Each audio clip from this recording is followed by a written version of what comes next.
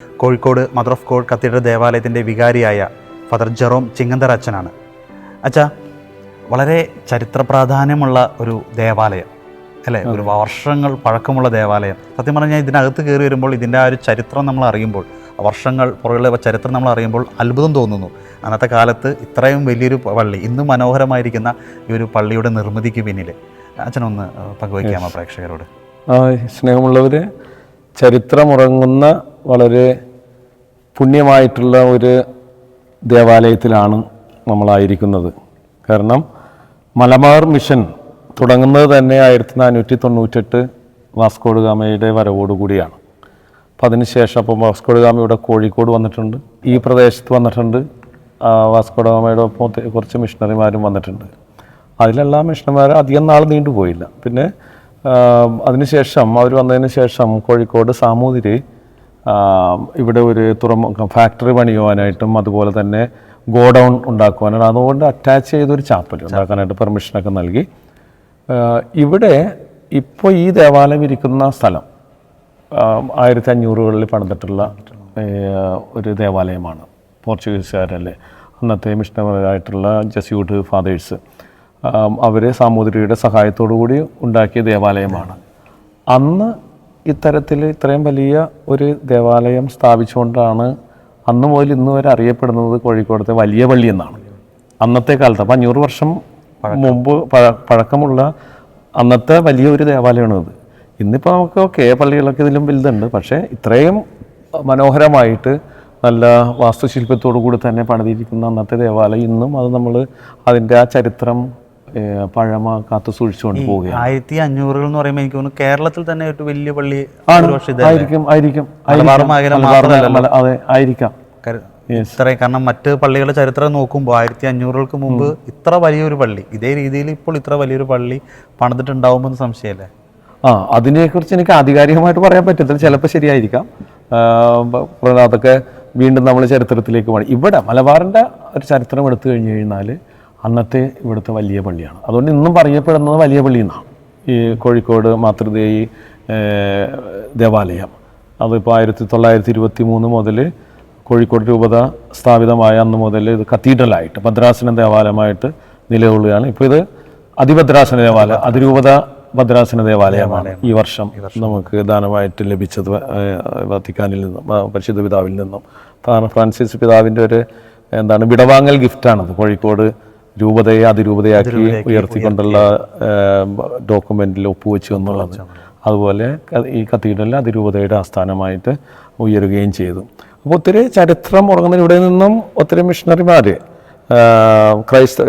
മറ്റേ ചെട്ടിയാർ വിഭാഗത്തിൽ നിന്നൊക്കെ മതപരിവർത്തനം നടത്തി ക്രിസ്ത്യാനികളാക്കിയവരുണ്ട് ഇവിടെ. അതുപോലെ തിരൂർ ഭാഗത്ത് പിന്നീട് കുറച്ച് പെർസിക്യൂഷനൊക്കെ വന്ന സമയത്താണ് ഇവിടെ നിന്നും പോയിട്ടുള്ള ആളുകളാണ് നമ്മുടെ മട്ടാഞ്ചേരിയിലൊക്കെ ചെന്ന് ആയത്. അങ്ങനെയാണ് അവിടെ മട്ടാഞ്ചേരിയിലെ ആ ക്രിസ്ത്യൻ സമൂഹം വളർന്നത്. അപ്പോൾ ഇവിടെ കുറച്ച് മങ്ങലേറ്റു. കാരണം ഈ സാമൂഹിക സാഹചര്യങ്ങൾ അത്തരത്തിലായിരുന്നു. എങ്കിലും ഇന്നും നമ്മുടെ ഈ ഭാഗത്തേക്ക് മലബാറിലേക്ക് കുടിയേറിയവരും അതുപോലെ തന്നെ ഇവിടെ ജനിച്ച് വളർന്ന വിശ്വാസം സ്വീകരിച്ചവരെല്ലാവരും ഉൾപ്പെടുന്ന ഒരു സഭാ സമൂഹമാണ് ഇപ്പോൾ കോഴിക്കോട് അതിരൂപതയിലുള്ളത്. ഇപ്പോൾ ഇവിടെ തുടങ്ങി മംഗലാപുരം, കാസർഗോഡ്, ചന്ദ്രഗിരിപ്പുഴ വരെയും കോഴിക്കോടിൻ്റെ ആയിരുന്നു. അതുപോലെ വള്ളുവനാട് പാലക്കാട് ഡിസ്ട്രിക്റ്റിലെ, മലപ്പുറം പാലക്കാട് ഡിസ്ട്രിക്റ്റ്, പിന്നെ വയനാട്, ഇതെല്ലാം കോഴിക്കോട് രൂപതയിൽ പെട്ടതായിരുന്നു. അപ്പോൾ മാറി വന്ന മിഷണറിമാർ സുവിശേഷം പ്രഘോഷിക്കുവാനായിട്ട് ഒത്തിരി പരിശ്രമിച്ചിട്ടുണ്ട്. അതിലിപ്പോൾ നമുക്ക് അന്നത്തെ സാഹചര്യത്തിൽ കുറച്ച് പേരെയൊക്കെ നമുക്ക് നേടിയെടുക്കാൻ സാധിച്ചു. പിന്നെ അതിന് പിന്നീട് വന്നിട്ടുള്ള വൈദികരുടെയും സന്യസ്തരുടെയും ഫലമായിട്ട് നമുക്ക് ഇന്നത്തെ രീതിയിൽ നമ്മളുടെ വിശ്വാസ സമൂഹത്തെ വളർത്തി കൊണ്ടുവരാൻ സാധിക്കുന്നുണ്ട്. അപ്പോൾ ഈ ദേവാലയം അത് ഇന്നും അതിൻ്റെ ആ ഒറിജിനൽ സ്ട്രക്ചറോടുകൂടി നമ്മൾ കീപ്പ് ചെയ്തിരിക്കുകയാണ്. ഞാൻ ചോദിച്ചാൽ ഈ കാണുന്ന എല്ലാം ചെറിയൊരു മാറ്റങ്ങൾ മാത്രം വരുത്തുകയല്ല. ചെറിയ മാറ്റം എന്ന് പറഞ്ഞാൽ നമ്മളിപ്പോൾ 2009 ഇതിൻ്റെ ആ ഭിത്തികളൊക്കെ ഒന്ന് റീപ്ലാസ്റ്ററിങ് നടത്താം. അതല്ലാതെ വേറെ നമ്മൾ അതിനെ അടിച്ച് പൊളിച്ച് തകർത്ത് ഒന്നും ചെയ്തിട്ടില്ല. പിന്നെ ഒപ്പം ഇതിന് പഴയ ദേവാലയമായതുകൊണ്ട് തന്നെ അൾത്താരകൾ അല്ലേ, വിവിധ അൾത്താരകളുണ്ട്. നമുക്കറിയാലോ ഇപ്പോൾ വത്തിക്കാൻ സെക്കൻഡിന് മുമ്പ് വൈദികർ ഇത് ഇൻഡിവിജ്വലായിട്ട് ദിബികൾ അർപ്പിക്കാനുമായിട്ട് പണിതിട്ടുള്ള അൾത്താരകളാണ്. ഈ സൈഡിലുണ്ട്. അതുപോലെ ഇതിൻ്റെ റൈറ്റ് ഭാഗത്തും ലെഫ്റ്റ് ഭാഗത്തും ഉണ്ട്. ഓക്കെ, ഇതിൻ്റെ ഈ കാണുന്ന അൾത്താര, ഇത് പണ്ടത്തെ അൾത്താരയിൽ നിന്ന് എന്തൊക്കെ മാറ്റങ്ങളാണ് വന്നിരിക്കുന്നത്? ഇവിടെ പണ്ട് ഒരു ഗ്രില്ലുണ്ടായിരുന്നു, അവിടെ മാതാവിന്റെ സ്റ്റാച്ചു. അപ്പൊ ആ ഗ്രില്ലിന്റെ അവിടെ എന്താണ് നമ്മുടെ ഈ ലാഡർ പോലെ, അപ്പൊ അതിൽ നമുക്ക് എന്തെങ്കിലുമൊക്കെ വല്ല അലങ്കാര പണികൾക്ക് വല്ല തുണി കർട്ടനൊക്കെ ഇടണമെന്നുണ്ടെങ്കിൽ കയറാൻ പറ്റുന്നത്. അത് പഴയ ഒരു ഇതായിരുന്നു. ആകെ മാറ്റം വരുത്തി ആ ഗ്രില്ല് മാറ്റിയിട്ട് നമ്മളപ്പോൾ ബാക്കിൽ ഒരു സ്വർഗത്തെ പ്രതിദാനം ചെയ്യുന്ന പോലെ ആ സ്കൈ ഉണ്ടല്ലോ, ആ ആകാശത്തിന്റെ, അതാണ് നമ്മൾ പുതിയതായിട്ടുണ്ട്. പിന്നെ ഈ മരത്തിന്റെ വർക്കുകൾ, അത് മാത്രമല്ല. അല്ലാതെ ഈ സാങ്ച്വറി ആസ് ഇറ്റ് ഈസ് അതുപോലെ തന്നെ നമ്മൾ കാത്തു സൂക്ഷിച്ച് അല്പം ഒന്ന് ഉയർത്തിയിട്ടുണ്ട്. അപ്പം ഈ മാതാവ് അവിടെ വെച്ചിരുന്ന മാതാവിനെയാണ് അവിടെ വെച്ചിരുന്ന മാതാവാണ് ഇപ്പൊ നമ്മളുടെ ഈ അൾത്താരയുടെ റൈറ്റ് സൈഡില് കൈ പിടിച്ചുകൊണ്ടിരിക്കുന്ന മാതാവ്. ഇത് 500 വർഷം പഴക്കമുള്ളതാണ്. അതേ രൂപം അത് അതുപോലെ തന്നെ നമ്മൾ കാത്തു സൂക്ഷിച്ചിട്ടുണ്ട്. ഇടക്കൊന്ന് പെയിന്റ് ചെയ്ത് വെക്കും. അവിടെ ഇപ്പൊ മാതാവിന്റെ മുന്നിലാണ് അവിടെ ഒരു അൾത്താരയുണ്ട്, ചെറിയൊരു അൾത്താര, സക്രാരിയുണ്ട്. ആ സക്രാരിയാണ് നമ്മൾ പെസഹ വ്യാഴാഴ്ച താൽക്കാലിക ഇതായിട്ട് ഉപയോഗിക്കുന്നത്, ഈ ദിവ്യ ആരാധനയ്ക്ക് വേണ്ടി. പിന്നെ അവിടെ ഇപ്പോ ഒരു ബിഷപ്പിന്റെ കല്ലറയുണ്ട്, മാക്സ്വൽ പിതാവിനെ അടക്കിയിരിക്കുന്ന ആൾത്താരയ്ക്ക് താഴെയാണ്. അതുപോലെ അവിടെ ഒരു ആൾത്താരുണ്ട്. അപ്പോൾ ഇതൊരു പണ്ടത്തെ കാലത്തെ മിഷണറീസിനെയും ഒപ്പം തന്നെ മെത്രാന്മാരെയൊക്കെ അടക്കിയിരിക്കുന്നതും കൂടി ദേവാലയം. മെത്രാന്മാർ അവർ മിഷണർമാരായിരുന്നല്ല, ആ മെത്രാന്മാരെ അടക്കിയിരിക്കുന്ന ഇടമാണ് ഈ സാങ്ച്വറി. അപ്പൊ ഇതിപ്പോ വേറെ സ്ഥലമില്ലാത്തതുകൊണ്ടാണ് ഇപ്പൊ മാക്സ്വൽ പിതാവിന്റെ ശവകുടീരം അവിടെ ആക്കിയത്. അപ്പം മറ്റൊരു കാര്യം വെച്ചാൽ അന്ന് വാസ്കോ ഡ ഗാമയുടെ കൂടെ വന്ന ഒരു missionary Pedro de Covilha, Trinitarian father, അദ്ദേഹത്തെ അടക്കിയിരിക്കുന്നു ഈ ഒരു ദേവാലയം. അദ്ദേഹത്തിന്റെ അടക്കിയത് ഇവിടെ തന്നെയാണോ എന്ന് എനിക്ക് ഇവിടെ ഉണ്ടായിരുന്നു, ഒന്ന് മരിച്ചു എന്ന് പറയുന്നത്. ദേവാലയത്തിലാണോ അടക്കിയെന്നുള്ളത് അത് അതിനെക്കുറിച്ച് നമുക്ക് വ്യക്തമായിട്ടുള്ള ഒരു ഇതില്ല. ഇവിടെ വന്നിരുന്നു. പക്ഷേ ഈ ദേവാലയത്തിന് അടുത്ത് സെമിട്രി ഉണ്ട്, പഴയ സെമിട്രി. അതിന്റെ ശിലാഫലകങ്ങൾ നമ്മൾ ആ സൈഡിലേക്ക് മാറ്റിയിട്ടുണ്ട്. ഈ പള്ളിയിൽ നമ്മൾ ആ സൈഡിലേക്ക് ഇറങ്ങുമ്പോൾ അവിടെ സെമിട്രി കാണാം. അപ്പൊ അതെല്ലാം നമ്മൾ അതിന്റെ അവശിഷ്ടങ്ങളൊക്കെ എടുത്തിട്ട് ആ സൈഡിൽ വെച്ചിട്ട് അന്നുണ്ടായിരുന്ന കല്ലുകളുണ്ട്, അത് അവിടെ സ്ഥാപിച്ചു. അത് 1800-കളിലൊക്കെ മരിച്ചിട്ടുള്ള, അതിന് മുമ്പ് മരിച്ച ആൾക്കാരൊക്കെ.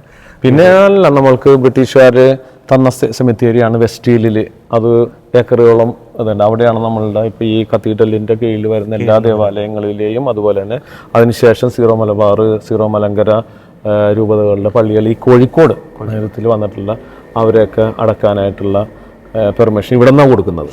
ആ സെമിത്തേരിയിൽ വെസ്റ്റ് ഹില്ലിൽ നമുക്ക് മദർ ഓഫ് ഗോഡ് സെമിട്രി എന്നും പറഞ്ഞിട്ടുണ്ട്, അത് വെസ്റ്റ് ഹില്ലിലാണ്. അപ്പോൾ അതിൻ്റെ ഇത് ഈ പള്ളിയുടെ ഒരു സ്വത്ത് എന്ന് പറയാം, നമുക്ക് ആധ്യാത്മിക സമ്പത്താണത്. ഇങ്ങനെ മറ്റൊരു പ്രത്യേകത ഇതുമായി ബന്ധപ്പെട്ടതെന്ന് മാതാവിൻ്റെ ദേവാലയമാണ്. അപ്പം 200 വർഷമുള്ള ഒരു പഴക്കമുള്ള മാതാവിൻ്റെ ഒരു ഛായാചിത്രം അത് ഈ ദേവാലയത്തിലുണ്ട്. അത് അതിൻ്റെ ഒരു പ്രാധാന്യത്തെക്കുറിച്ച്, അത് വിശുദ്ധ ലൂക്ക വരച്ചിട്ടുള്ള ചിത്രമാണെന്നാണ് പറയുന്നത്. അതിൻ്റെ ഛായാചിത്രമാണ് നമ്മൾ പള്ളിയിലേക്ക് കയറി വരുമ്പോഴേക്കാണ് ഈ റൈറ്റ് സൈഡിൽ കാണുന്നത്. പിന്നെ ഈ പള്ളിയുടെ മറ്റൊരു പ്രത്യേകത എന്തെന്ന് പറയുന്നാൽ ഇതിന് തൊട്ടു മുന്നിൽ കടലായിരുന്നു. അതിൻ്റെ ഒരു ബ്ലൂ പ്രിന്റ് ഈ എന്താണ് ഇതുണ്ടല്ലോ നമ്മുടെ സ്കൈ വ്യൂ ആയിട്ട് വരച്ചിട്ട് പോർച്ചുഗീസുകാർ വരച്ചുണ്ടാക്കിയ ചിത്രം പള്ളിമേടയിലുണ്ട്. അതില് ഈ പള്ളിയാണ്, ഇതേ പള്ളി തന്നെ. അതിപ്പോൾ നമുക്ക് ഇവിടെ ആകെ ഉള്ളത് ഈ പള്ളിയിലുണ്ട്, പിന്നെ കാലിക്കറ്റ് യൂണിവേഴ്സിറ്റിയിലുണ്ട്, എയർപോർട്ടിലെ VIP ലോഞ്ചിലുണ്ട്. ഈ 3 സ്ഥലത്ത് മാത്രമേ ആ ചിത്രമുള്ളൂ. അത് പോർച്ചുഗീസുകാർ 16th സെഞ്ചുറിയിൽ വരച്ചിരിക്കുന്ന ചിത്രമാണ്. അത് കോഴിക്കോടത്തെ ഈ അന്നത്തെ ഈ പ്രദേശം. അതായത് കാരണം മിഷണറിമാര് കപ്പലിലാണല്ലോ വരുന്നത്, അപ്പൊ അവര് വന്നിറങ്ങുന്ന ആ കടൽ ആ ഭാഗത്താണ് അവര് പള്ളി ഉണ്ടാക്കുന്നത്. അതിനോടനുബന്ധിച്ച് അതുപോലെ ഉള്ള പള്ളി ഇവിടെ. അപ്പോൾ അത് നമുക്ക് ആ ചിത്രം നോക്കിക്കഴിഞ്ഞു കഴിഞ്ഞാൽ കാണാൻ സാധിക്കും. അപ്പോൾ അറിയാം ഒറിജിനൽ പള്ളിയല്ലേ എന്നുള്ളത് അപ്പോൾ നമുക്ക് കാണാൻ സാധിക്കും. അപ്പൊ ഇങ്ങനെ കടൽ അന്ന് ഈ പ്രദേശം മൊത്തം കടലായിരുന്നു. പിന്നെ ഇതൊക്കെ നമുക്ക് കടല് ഇറങ്ങി എടുത്തു വെച്ച് തന്നിട്ടുള്ള സ്ഥലങ്ങളാണ്.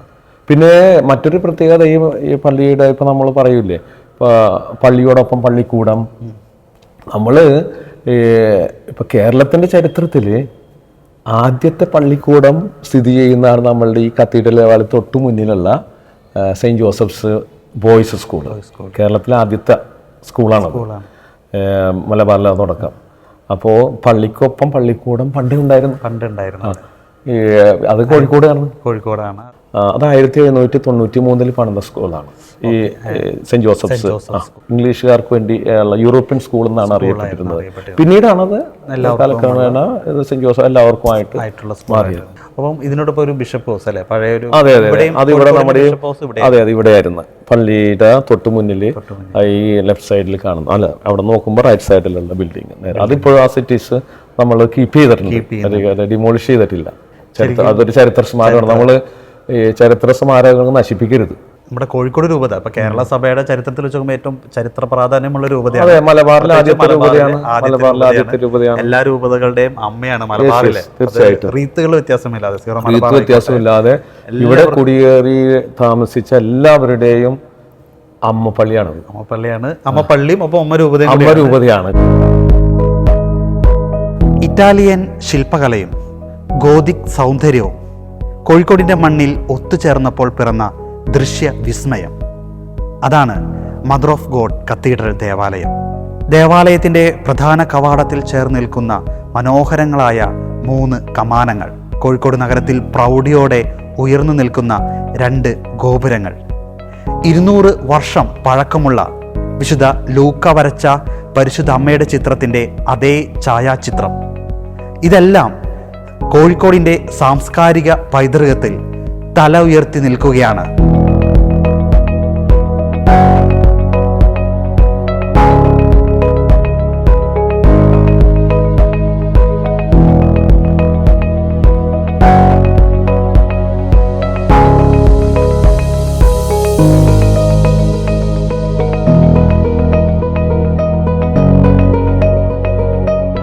ഈ ദേവാലയത്തിൽ പരിശുദ്ധ അമ്മയുടെ ഒരു ചിത്രമുണ്ട്, ദൈവമാതാവായ പരിശുദ്ധ അമ്മയുടെ ചിത്രം.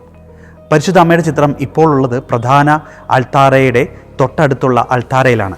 ആ അൾത്താരയാണ് ഇപ്പോൾ എൻ്റെ പിന്നിൽ നിങ്ങൾ കണ്ടുകൊണ്ടിരിക്കുന്നത്. ഈ അൾത്താരയിൽ കാണുന്ന ഈ പരിശുദ്ധ അമ്മയുടെ രൂപം, ഇതിൻ്റെ പ്രത്യേകത എന്ന് പറയുന്നത് ഇത് 500 വർഷങ്ങൾ പഴക്കമുള്ള ഒരു രൂപമാണ്. അന്ന് ഇറ്റലിയിൽ നിന്നോ പോർച്ചുഗീസിൽ നിന്നോ ആണ് മാതാവിൻ്റെ രൂപം ഈ ദേവാലയത്തിൽ സ്ഥാപിച്ചത്.